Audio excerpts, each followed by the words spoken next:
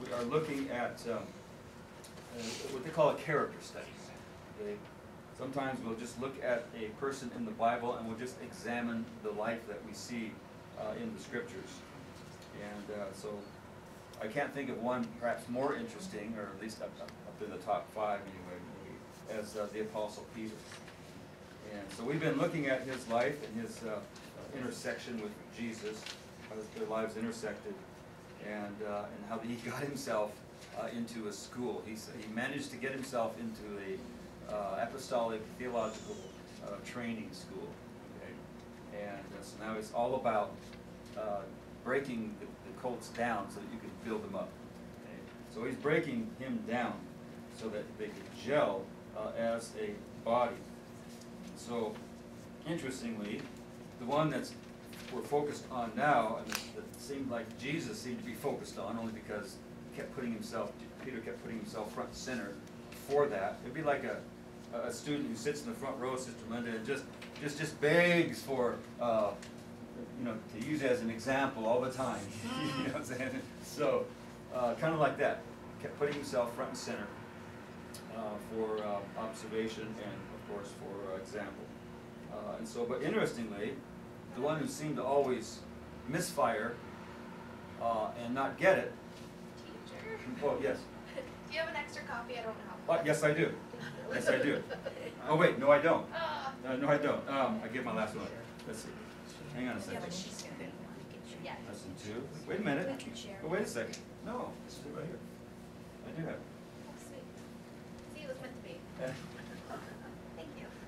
So the same one that seemed to be getting spiritually beat up was the one that the Lord later relied upon to be one of the main leaders. Okay? So all that training went somewhere. It was for something. Okay? All right, so let's dive in, page 6. And where 2 weeks ago we put our X by Roman numeral number 6. Last week we never moved the chains. They stayed right there, right? Never moved the chains.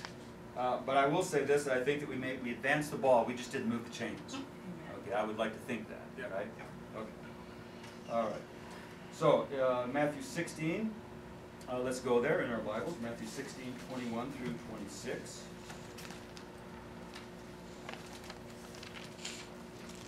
Matthew 16, 21.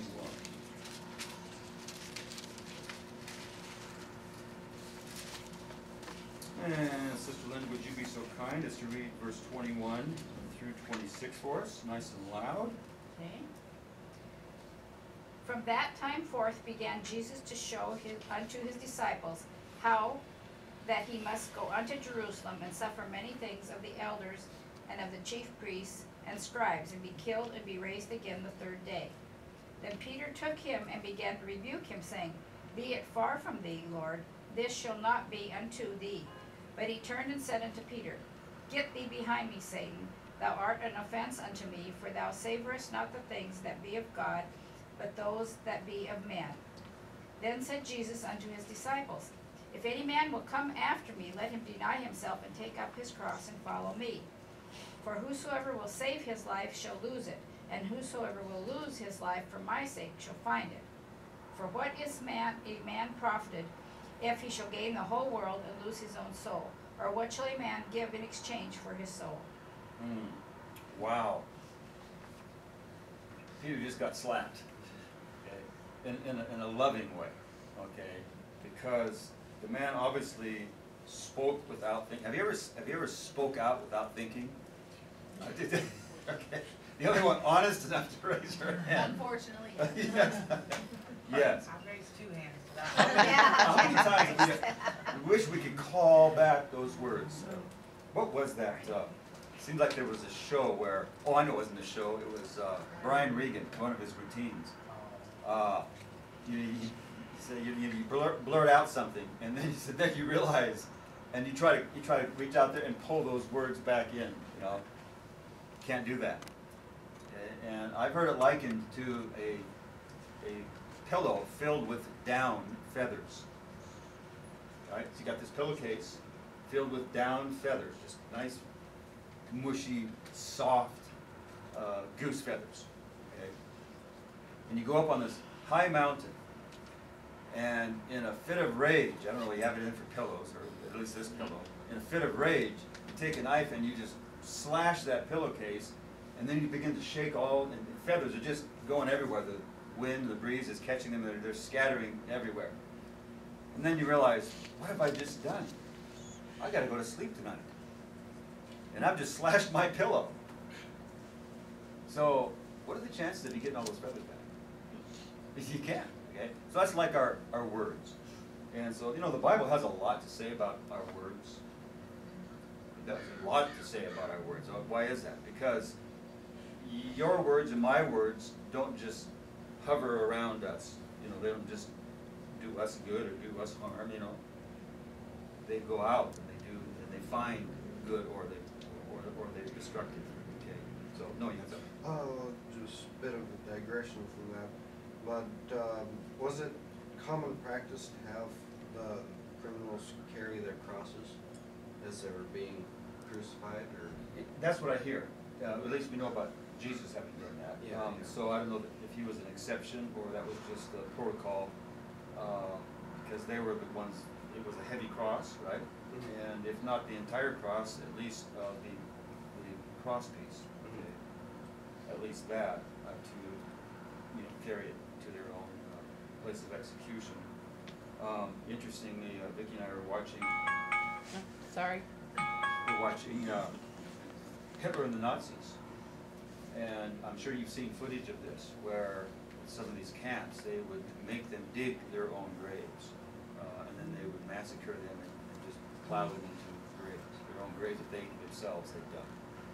So I don't know about all the criminals, but there was no mercy on these people. Why would they be so kind as to carry their cross with them? So I wouldn't doubt it at all. Wouldn't doubt it at all. Interesting study, I think, to Yeah. look into that, take up your cross sort Yeah. of thing, the historical Yeah. relevance as well as, the spiritual and such. Absolutely, absolutely.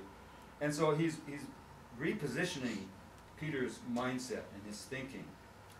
Instead of commending him, and I want you to grab this, instead of commending him for the motive or the thought, I don't think Peter was being mean-spirited or angry or in any way. I think by now he's learning to love this Jesus. Okay? And I think that that's borne out because he's trying to, that thought of him dying and suffering is now, because he's bonded with him to that level, the thought of him going and suffering is just repulsive. And so he steps in and says, no way, that's not going to happen. But his words, he didn't think about that before he spoke. There's more to the picture as far as what Jesus wanted to convey. And so that's why the rebuke was so sharp. Get behind me, Satan. Okay? The position is to get behind me. Let me do the leading. Okay? Pick up your cross and what? Follow. Okay. Peter needed to know where his position was with Jesus. I think, he says, get behind me, Satan, here, but then previously he praised him for, he said, blessed are you. So there's just two completely opposite, and I think, getting back to the idea of the physical versus the realm of faith, there were so many disciples that walked away from Jesus that day because they couldn't understand that he wasn't, when he's talking about the bread from heaven, that there wasn't physical bread. He was talking in a spiritual way, and Peter wrapped his mind around that and said, "Yeah, I understand that. This is who you are. You're the Son of God. I understand that." And so he saw into the spiritual realm. He was praised for it. Here in this area, he's just stuck in the physical realm, not seeing the spiritual realm, and now he's rebuked for it. Yes. Just completely opposite. Yeah. Yeah. He had a relapse, didn't he? Yeah. In this school of training. We might have moments of revelation, or as some people say, the aha moments, okay? But they don't all come at once. They come one at a time. And so Peter had that aha moment when he says, "You are the Christ, the Son of the living God." Okay? And you're right. Jesus turned around and said, "Blessed are you, because flesh and blood, not on a physical plane was just revealed to you, but my Father spiritually." You left yourself wide open for that revelation to come in. Okay. So, but now that door's closed. He's closed that door, and now he's just thinking as a man. And again, I think because he began to form this bond with Jesus, we can't blame him for not wanting Jesus to die on a human level. Do you want any of your good friends to die? You know, think of your best friend. You know, you want them to die. So if they told you that, you know, I'm going to have to make this trip, and it's going to be dangerous for me, and I may not come back alive. What? Wouldn't you do your best to talk him out of it? Because of your friendship, okay?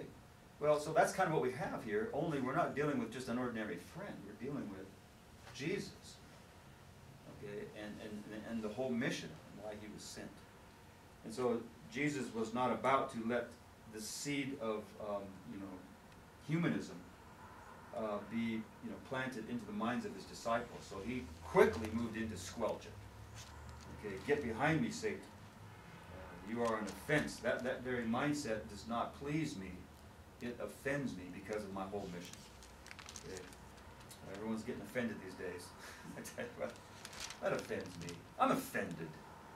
You know. I don't know, I could go off on that. But anyway, in this case, because we're dealing with Jesus Christ himself, I think he can get offended at anything he wants to get offended at, for the purpose of teaching and training, and not just for himself. But notice again, as Andrew pointed out, follow me, pick up the cross and follow me. So if we're going to be successful in understanding the whole purpose of Jesus, we have to get behind him. We've got to let him do the leading. If he's leading, then we know we're on the right path. We're going the right direction. If we slip around him and do this kind of this end run, okay, around him, and get, you know, parallel with him or even ahead of him, then he's no longer leading. We're out on our own. Okay, it's just like a good running back, Ralph, will get behind those blockers. That's why the blockers are there. Okay. We need to get behind Jesus. Okay? And he'll deflect a lot of that stuff for us. He'll carve the way. He'll blaze the trail for us. Okay? If we decide, well, I don't need my blockers, I'm just going to do this on my own, well, those blockers are trained to take your head off. Okay? That's what they do. That's what they're thinking. That's why they're on the field. That's their job. That's what they get paid to do, is rip the head off running backs. Okay? And so when you make yourself vulnerable like that, then don't be surprised if you know, get up with a broken leg or whatever. All right. So Jesus is there in front. That's where we need to keep him. And then he goes in a little deeper, the spiritual level, verse 25. For whosoever will save his life shall lose it. So he's really going into this. He's not letting that one go. If he's going to make a point, he's going to stay with it and make his point. Whoever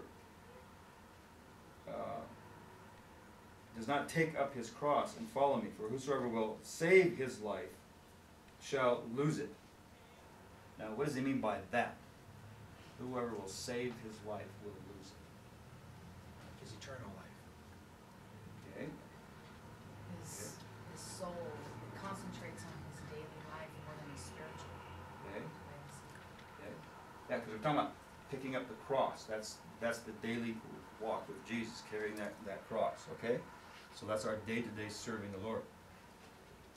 If in that process we somehow change our thoughts and we do not deny ourselves, okay, and we decide to save our life instead of, and we can do this end round because Jesus isn't moving quick enough, or he's not, quite frankly, going down the road I would take.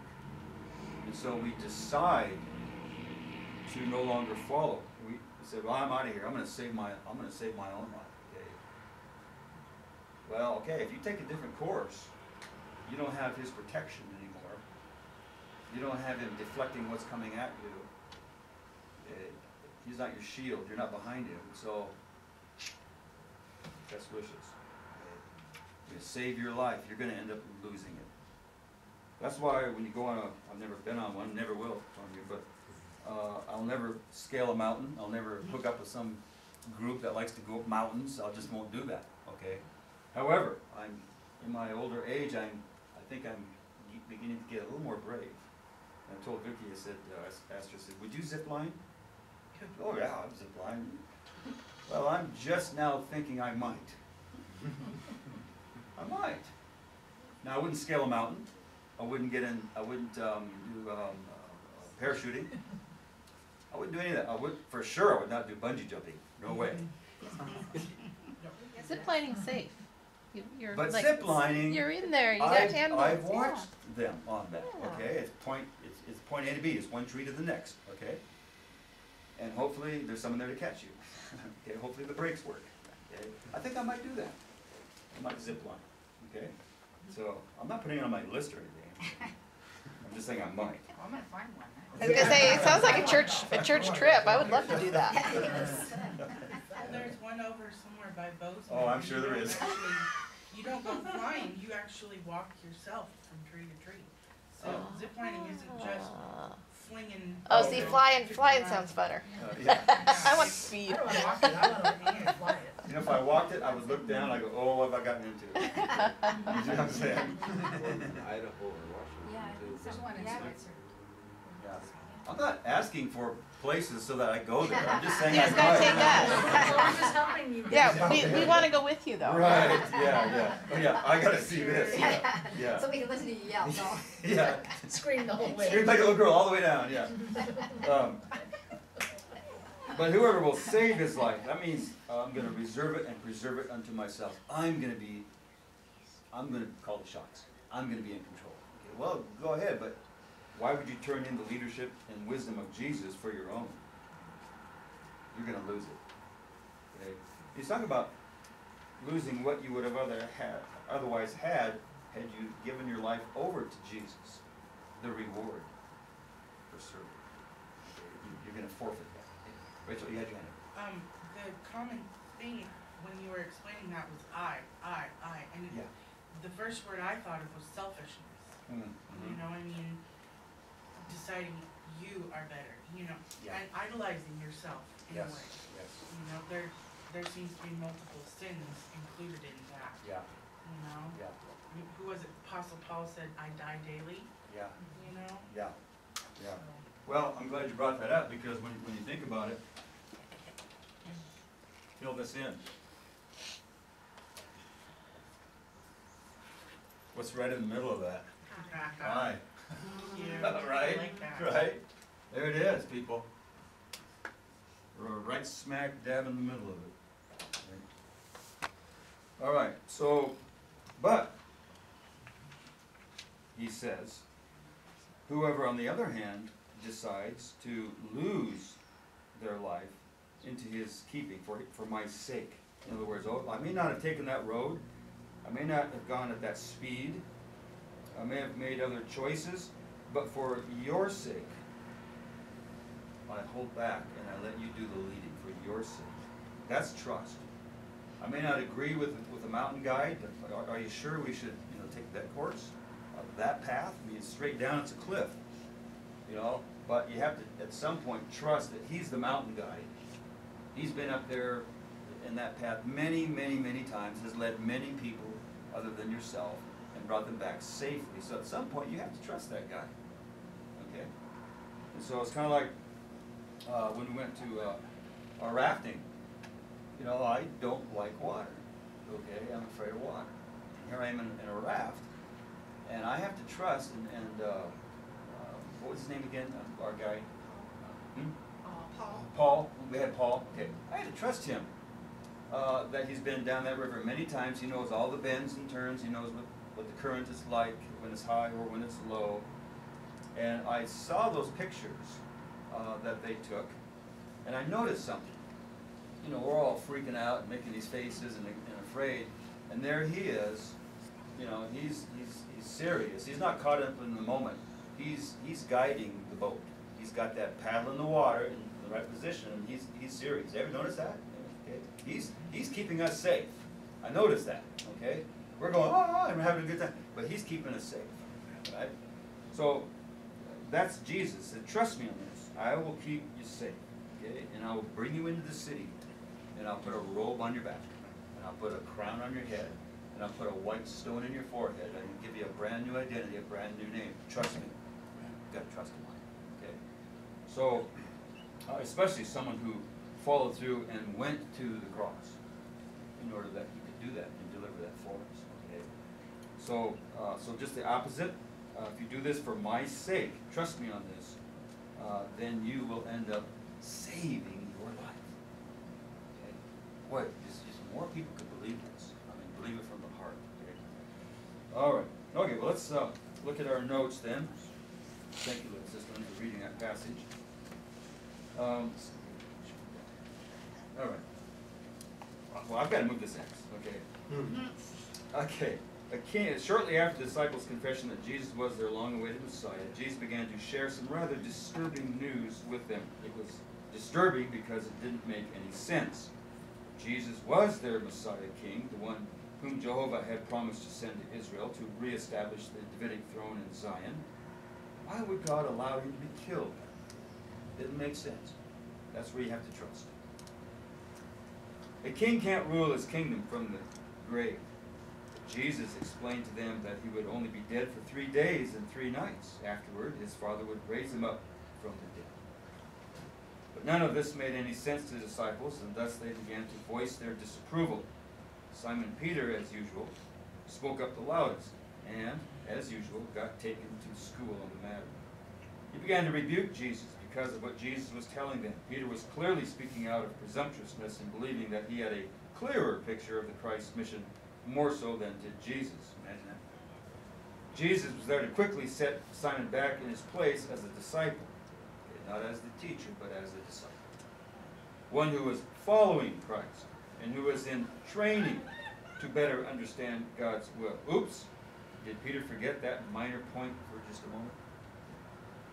Jesus' reply was quick and sharp. Get thee behind me, Satan, thou art an offense unto me, that thou savorest, thou does not understand the things that be of God, but those that be of men. So if we're going to understand the Bible, understand what the message is, we can't stay on the surface. Okay? We'll appreciate some things on the surface level for sure. Okay? But sometimes just the surface things won't hold you in rough times. Okay? What will hold you in rough times is a deeper understanding and appreciation for what's there underneath the surface. Okay? Your feet have to be anchored underneath. Even a boat, you can't see the anchor. You can see the chain going down. You can't see the anchor that's actually keeping that boat locked in. Okay? But it's what's doing the heavy lifting, that anchor. I think I just not noticed this, but he says that Peter, you know, and you mentioned that, or wrote in here that they all were kind of grumbling about it. I don't think Peter was alone in his. I don't think so either. No. But they were all grumbling. But notice how he didn't rebuke him. He didn't do it in front of everybody. Mm-hmm. He took him aside. I just now kind of put that together. Mm-hmm. That's a show of respect. Because if you start, Yeah. if you have a problem with somebody, you know, and you really want to drive it in and be rude, you're going to rebuke them in front of everybody. Yeah. And instead of taking them aside and trying to have a private conversation. Yeah. But I picture Peter walking with Jesus saying, you know, come here, you know, I need to talk to you. And then him kind of doing it in a low voice, maybe. But then Jesus not interrupting, but not hiding this, because now he's going to talk to him. And there's an exclamation point in my Bible when he says, "Get behind me, Satan." I think that's emphatic. And I don't think he was holding his voice down. I think the others, then he started teaching the others. I picture them going off a little ways, but then Jesus, the only one you could really hear would be Jesus, his reaction. Yeah. Uh-oh. Yeah. I'm glad it's him, not me. You know. I can just picture the other disciples all circled up. He's doing it to himself. Yeah. You know? So you think Jesus took Peter aside out of respect for? I think Peter took Jesus aside out of respect. Oh, Peter took him Correct. aside, okay. Yeah. So he did it out of respect. Yeah, that makes think so. sense. I never noticed that either.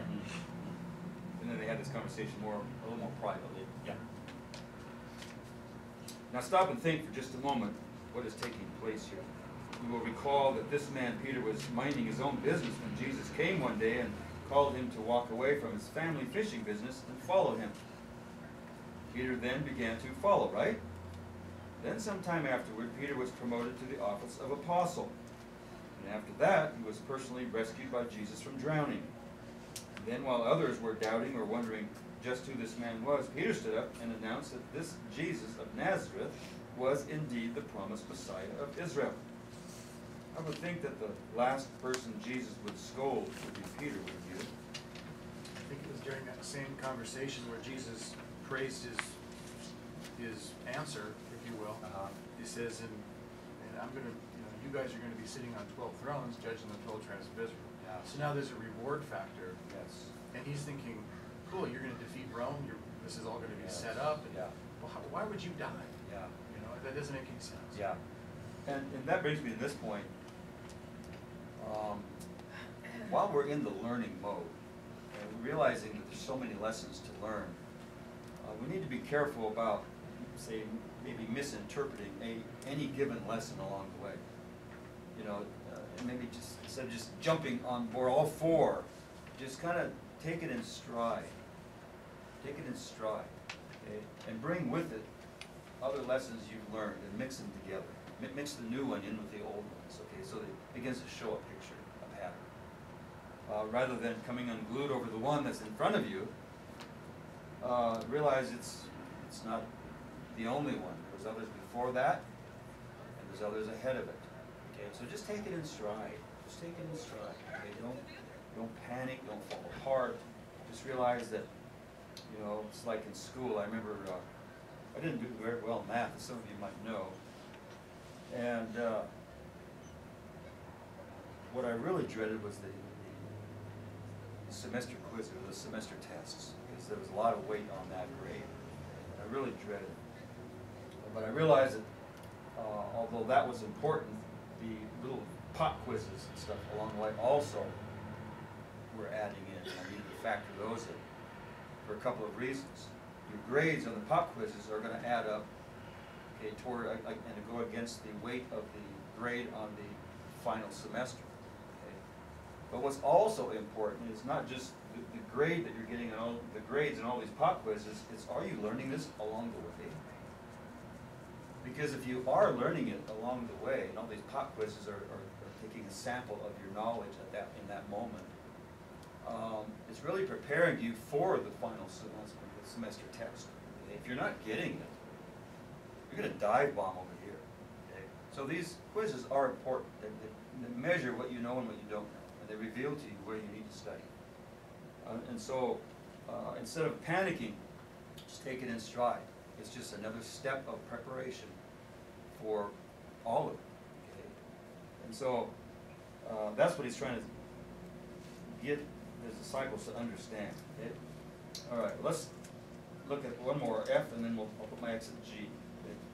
So why is Jesus calling one of his dearest followers the worst name you could call a man? We need to look below the surface to note the full lesson. We see here a glimpse of the hidden forces that were at war with one another at that time. God's energy and Satan's energy. God was working to save mankind, and Satan was working to prevent it. Whereas such warfare usually takes place on a plane that is hidden to men, here we see it brought to the surface through this exchange of words. Okay? And it's brought to our attention. So let's stop right there. And we'll pick up the story next week. Okay? Had to move those chains, no, had to move the chains. All right. Let's close in prayer.